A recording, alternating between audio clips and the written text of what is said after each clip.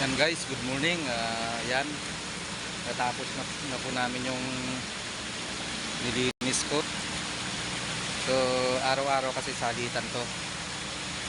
So, mamaya magmimix na naman kami ng pagkain para isabog dyan. Yung pinapakain pala namin ay yung parang feeds siya na giniling. So, yun ay gawa sa seaweeds. Tapos may mga hinahalo lang kami ng mga liquid. Tapos may pinaka mixing kami machine ang gigamit namin. So ayan guys, kahit pa paano ay medyo easy na lang dahil tapos na namin yung linisin. Bali tinutulungan rin ako ng sadyang linggo sa paglilinis at pagkakarga ng yan. Kasi bago na linisin yan, i-drain muna namin. So ayan guys,